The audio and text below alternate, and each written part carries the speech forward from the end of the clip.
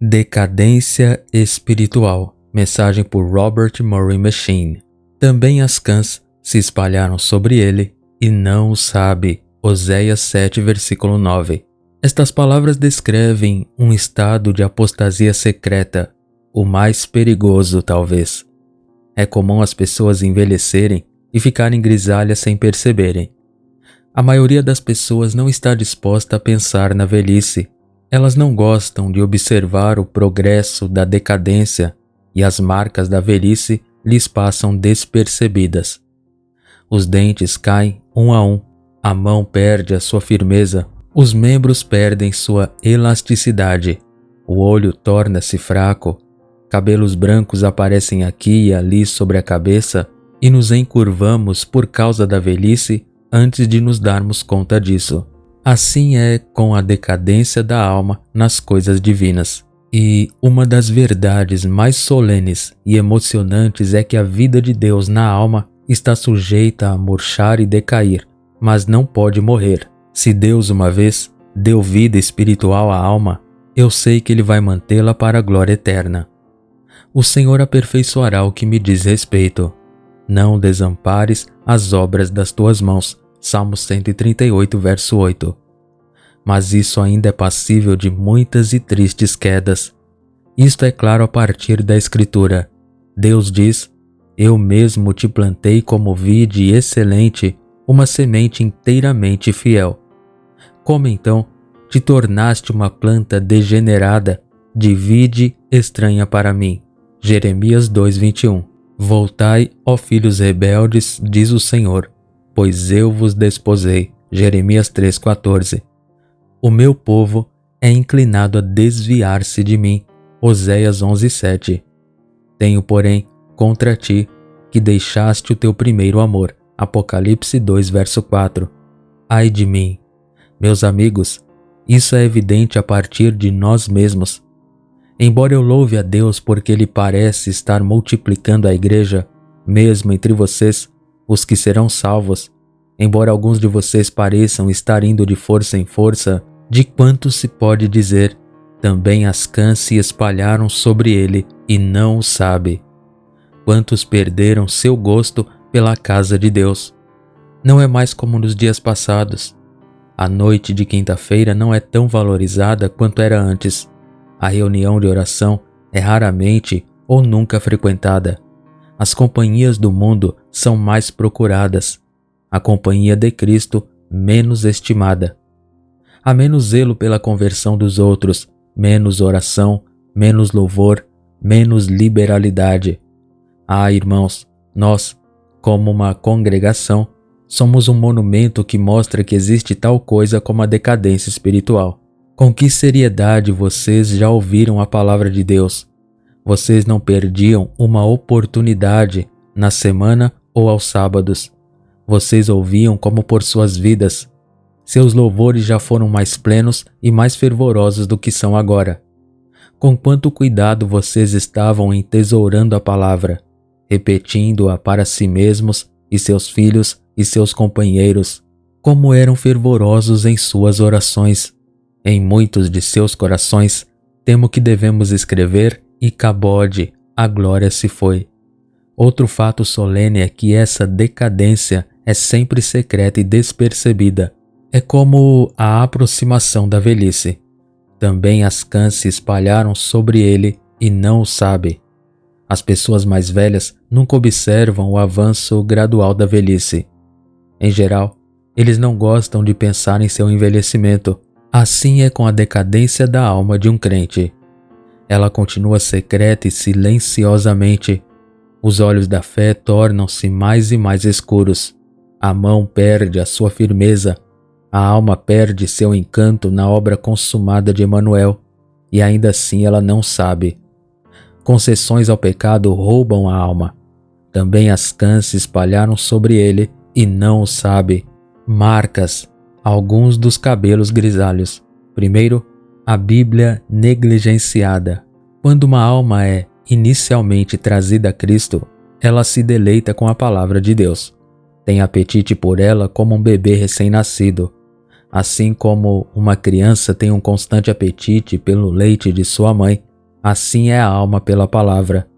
Ela tem compreensão espiritual da palavra. Tudo parece doce e fácil. Tudo testifica de Jesus. A alma empreende o sentido, sinceramente pergunta aos ministros e a outros o significado de passagens difíceis. Ela tem crescimento, que vos seja dado crescimento. Considera-se ser a alimentação diária da alma, a espada para afastar a tentação. Que diferença na decadência! Não há gosto pela palavra. Ela pode ser lida como um dever ou como uma tarefa pesada. Não há mais encanto. Outros livros são mais preferidos do que a Bíblia. Não há crescimento no conhecimento da palavra. Não há mais aplicação. Ela não é recebida com mansidão. Não há lembrança do capítulo lido na parte da manhã. Não é respondido a Satanás, assim está escrito e assim diz o Senhor. Ah, meus amigos, como o ouro torna-se obscurecido. Também as cãs se espalharam sobre ele e não o sabe. Segundo, a oração negligenciada. Eis que ele está orando foi a primeira marca de que Paulo foi trazido da morte para a vida. A alma goza de grande proximidade com Deus, entra dentro do véu, deita-se aos pés de Jesus e derrama seus gemidos e lágrimas ali. O crente se levanta como seu Senhor de manhã muito cedo, acorda no meio da noite, clama em secreto a Deus. Antes de entrar na companhia, ou de encontrar um amigo, ou de responder a uma proposta, o coração voa para o propiciatório para orar sem cessar. Ele se derrama, chorando por libertação do pecado, o pecado que mais o tenta e contra o qual ora mais. Suas intercessões pelos outros eram profundas, constantes. Antes era doce e fácil orar pelos outros, e quanto a mim, longe de mim que eu peque contra o Senhor, deixando de orar por vós.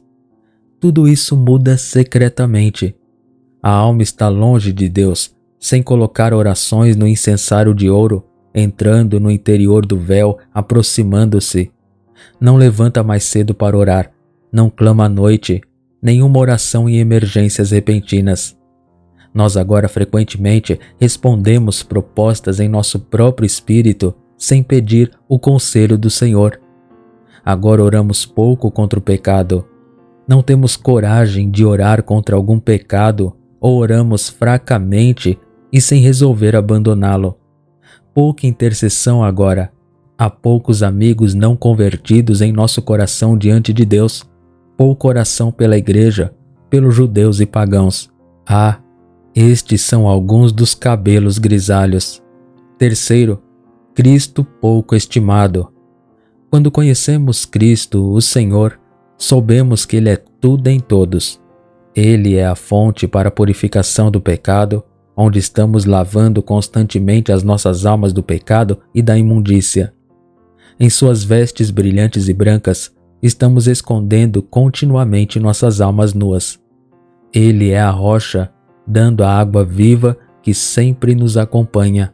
Ele é o marido compassivo e irmão mais velho em quem nos encostamos, vindo do deserto. Ele é o nosso rei, a cujos pés o nosso coração está curvado, para que ele possa reinar sobre ele para todo sempre. Quando há decadência, não é assim. Há muita culpa na consciência, mas poucos que correm para a fonte. Há uma dúvida e desgosto pelo caminho da salvação por Cristo. Há poucos escondidos debaixo da justiça sem as obras. Há poucos bebendo da rocha que parece seca ou que fomos removidos dela. Não há descanso em Cristo, não se sente sua presença de noite e de dia. Ah, esta é uma marca triste dos cabelos grisalhos. Quarto, pecado não curado. Quando conhecemos o Senhor, como o pecado parecia? Tivemos descobertas terríveis da excessiva malignidade do pecado. Parecia mau e amargo. O fardo que havia esmagado o Senhor Jesus ao mais profundo do inferno, nós não podíamos suportar. Fugíamos da tentação de todo o coração. Estávamos perfumados no temor do Senhor. Isaías 11, verso 3. Como aqueles animais que emanam rapidamente cheiro, assim a nova criatura facilmente percebe a aproximação do pecado e foge dele. Agora temos pouca convicção de pecado. Os olhos secos em confissão, pouca confissão ou nenhuma. Nenhum momento separado para a confissão de pecado. Temendo pouco a tentação, a alma torna-se mais e mais ousada em sua aproximação do pecado. Quinto, cristãos desprezados. Por amarmos a tudo o que o Senhor amou, toda a nossa alegria estava neles, a marca que Cristo deixou como marca de um verdadeiro discípulo aplicada a nós. Nisto todos conhecerão que sois meus discípulos, se vos amardes uns aos outros. João capítulo 13, versículos 3 a 5. Tínhamos tudo em comum com eles, de modo que nenhum deles poderia estar necessitado.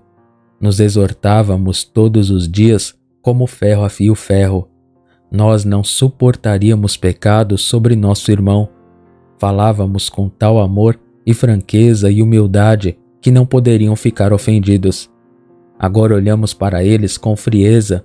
Não somos tão íntimos com eles, tememos que eles vejam a nossa culpa. Nós não somos tão cuidadosos com os santos pobres como antes. Jurávamos para nossa própria dor e começamos a mudar. Nós não nos exortamos uns aos outros diariamente.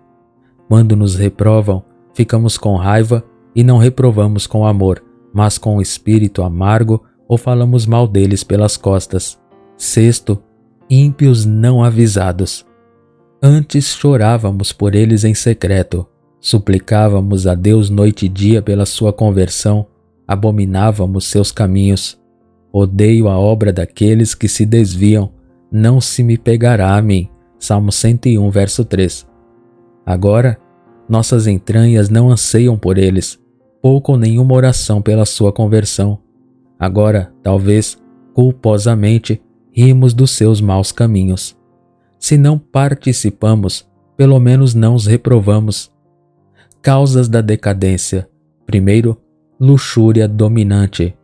Desse modo, com Israel, todos eles são adúlteros, são semelhantes ao forno aceso pelo padeiro. Oséias 7, verso 4. Foi a causa da decadência de Israel. Assim será com você e comigo. A cobiça pelo dinheiro, uma luxúria sensual, um desejo de louvor ou prazer, se presente e prevalecente, fará toda a alma murchar. Por um tempo você começa a lutar contra ela, então sua oposição enfraquece, então você oferece desculpas para ela, então você a esconde de si mesmo, mas ainda obedece ao seu poder. Isso traz culpa para a consciência, tira o prazer da Bíblia e faz você cansado do propiciatório. Isso faz com que o Santo Salvador seja pouco valorizado. Isso faz com que o pecado seja pouco odiado, os cristãos evitados e não se tenha piedade dos ímpios. Ó meus irmãos, devemos ser ou inimigos de todo pecado ou seremos decadentes, ramos murchos. Um desejo nutrido em seu coração será uma víbora em seu seio. Segundo, companhias mundanas. Efraim se mistura com os povos. Oséias 7, verso 8. Este foi o caráter peculiar dos judeus. Eis que este povo habitará só, e entre as nações não será contado. Números 23, verso 9. Mas quando eles misturaram-se entre as nações, então cabelos grisalhos começaram a aparecer. Assim é com os cristãos. Eles são um povo peculiar. Jesus disse a respeito deles: não são do mundo, como eu do mundo não sou. João 17, verso 16. Somos tão completamente separados do mundo como Cristo foi. Temos sangue sobre nós e o Espírito Santo em nós. Temos alegrias e tristezas peculiares. Nós somos um povo de oração, um povo de louvor. Mas, no momento em que começamos a nos misturar com os ímpios, cabelos grisalhos começam a aparecer e as nossas almas murcham. Não me entenda mal. Se Deus o colocou em uma família ímpia, onde Deus não é adorado, onde o seu santo nome é blasfemado, onde a sua palavra não é lida, onde os seus ouvidos são perturbados com a conversa suja dos ímpios, não desanime. Esta é a sua prova peculiar, e o Deus que provê dará graça a cada dia. Mas se você escolher um lugar onde Deus não está, se você escolher companheiros que não têm temor de Deus, se você se aventurar em companhias onde o Deus deste mundo reina, onde a Bíblia é uma brincadeira e os ministros de Deus são música de bêbados, então a sua alma vai e deve começar a murchar. Você se recolhe ao seu quarto e abre a Bíblia, mas as suas palavras santas e puras não são doces para o seu gosto. Você se ajoelha e dobra as mãos, mas a oração é um fardo e você não tem desejos espirituais. Você menciona o nome de Cristo, mas ele não parece totalmente desejável. O pecado perdeu sua aparência assustadora. Cristãos vivos são agora muito exatos e precisos para você. Ai de mim! Não é com você como nos meses passados. Caiu a coroa da sua cabeça. Ai de você porque pecou. A cura. Primeiro, você pode ser curado. Ó Efraim, tu tens destruído a ti mesmo, mas em mim está a tua ajuda. Ora, tu te prostituíste com muitos amantes, mas ainda assim, torna para mim, diz o Senhor. Satanás vai tentá-lo a dizer, não há esperança, não há, porque tenho amados estranhos. Mas isso é uma mentira. Lembre-se, em Cristo há esperança. Segundo, procure a causa. Seu coração estará muito indisposto a encontrá-la, mas você deve encontrá-la. Se você estivesse em um navio afundando, a primeira coisa a fazer seria encontrar o vazamento. Assim, você deve encontrar o vazamento em sua alma. É um ídolo? Jogue-o fora. Rastreie os seus sentimentos até que você o encontre. É alguma luxúria que você tolera? Abandone-a. É companhia mundana? Preste atenção, coloque o dedo sobre isso e diga, este é o Acã no meu coração, este é o perturbador. Terceiro, receba perdão. Confesse sobre a cabeça do bode expiatório, mergulhe na fonte aberta para a purificação do pecado. Jesus está clamando, torna-te para mim, porque eu te remi. Quarto, mate o perturbador. Faça com ele o que fizeram com Acã. Procure o poder que habita no Espírito Santo para matar o perturbador, para que não se levante mais. Ó meus amigos, se quisermos assim buscar a reforma, isso seria o melhor de nossas quedas. Obteríamos mel da carcaça do leão. Despertem, despertem, meus amigos. O inferno é tão profundo como sempre foi. Cristo tão livre, suas almas tão preciosas, sua eternidade está cada vez mais perto. Oh, quão tolo negar, em vez de, como Caleb, seguir o Senhor totalmente. Sede firmes e constantes, sempre abundantes na obra do Senhor, porque o vosso trabalho não será vão no Senhor. Amém.